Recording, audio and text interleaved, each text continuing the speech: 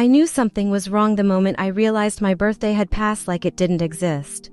Not a message, not a call, not even a lazy emoji from the people who were supposed to know me best. I kept staring at my phone, refreshing the screen like it might magically fix itself, but deep down I already understood the truth. I wasn't forgotten by accident, I was overlooked on purpose, the same way I had been my entire life. My name is Emily Carter, and I've been an emergency room nurse in Chicago for 7 years. 7 years of long nights, constant pressure, and moments that blur the line between life and death. I've held hands while people took their final breaths, fought to keep strangers alive at 3 in the morning, and walked out of the hospital every day carrying stories no one else would ever hear. But to my family, none of that ever seemed to matter. I grew up in a house where excellence had a very specific definition. My father is a renowned orthopedic surgeon, my mother is an anesthesiologist, my older sister Olivia is a celebrated cardiac surgeon, and my younger brother Daniel is finishing his neurosurgery residency. At every family gathering, the conversations revolved around groundbreaking procedures, research publications, and prestigious titles. Then there was me, sitting quietly at the table while someone eventually asked if I was still doing bedside work, like it was a temporary phase I hadn't grown out of yet. They called it just nursing, as if what I did could be reduced to something small and forgettable. They never saw the moments that defined my work, like the night I caught a subtle neurological change that saved a man from a fatal brain bleed when everyone else dismissed it. They never saw the fear in a patient's eyes or the relief when someone finally listened.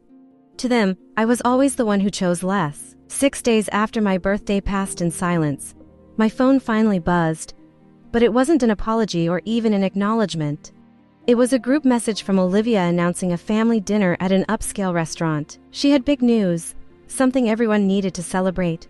Within seconds, my parents and brother flooded the chat with excitement and praise. I watched the messages scroll by, waiting for someone to notice what they had ignored. No one did. That morning, as I was getting ready for another shift, I got a call from an unknown number. I almost ignored it, but something made me answer. The voice on the other end introduced herself as a representative from the American Nurses Association, and what she said next didn't feel real.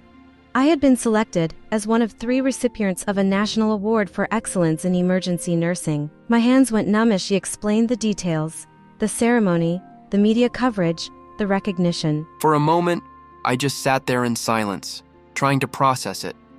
This was everything I had worked for without ever expecting recognition. It was validation, not from my family, but from people who actually understood what my work meant. Then she mentioned the date and time of the ceremony, and my stomach dropped. It was the same night as Olivia's dinner. After the call ended, I stared at the group chat again. I could have told them immediately, watched them scramble to suddenly care, but something inside me hesitated.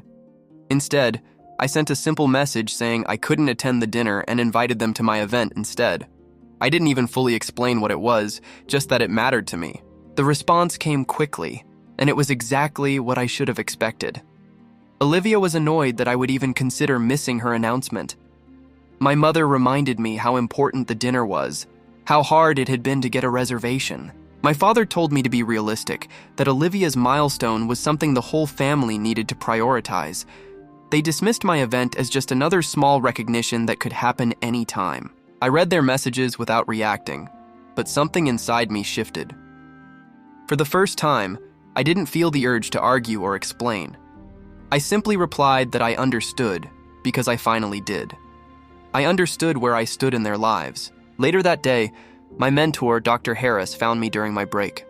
She had been the one who nominated me for the award, and she didn't hide her frustration when she learned I hadn't confirmed yet. When I explained the situation, she looked at me in a way that made everything painfully clear. She told me that my family didn't truly understand what I did, and maybe they never would, but that room full of people at the ceremony would. Her words stayed with me long after she left. That night, I called back and confirmed my attendance. I chose her as my guest because she had already proven she was more of a family to me than the people I was related to. The day of the ceremony, I prepared myself in a way I never had before. I bought a dress that made me feel confident, got my hair done, and looked in the mirror trying to recognize the person staring back at me. For once, I wasn't shrinking myself to fit into someone else's expectations. I was allowing myself to take up space. The ballroom was filled with people who understood the weight of the work we did. When my name was called, my legs felt unsteady, but my heart felt stronger than it ever had. As I stood on that stage holding the award, I realized something important. This moment wasn't about proving anything to my family. It was about finally acknowledging my own worth. I didn't give the speech I had prepared. Instead, I spoke honestly about what it means to be a nurse, about being present in people's most vulnerable moments, about the quiet impact that often goes unseen.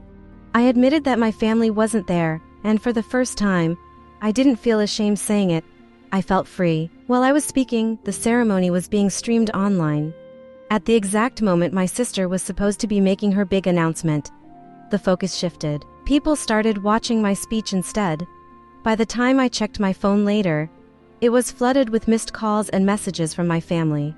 They had seen it, they finally understood, but only because the world had shown them. When they showed up at my apartment the next day, their apologies felt different, but not enough to erase years of being overlooked. I listened, but I didn't soften my truth. I told them that this wasn't about one night. It was about a pattern, a lifetime of being treated like I mattered less. For the first time, I set boundaries without guilt.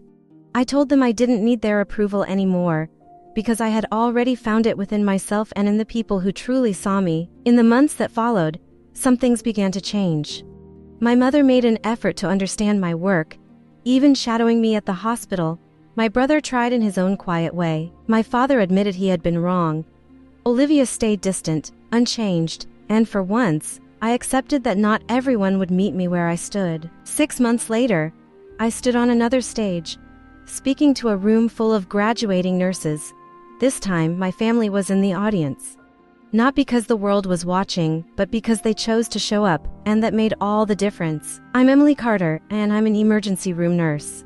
Not just a nurse, not something less, but exactly what I chose to be.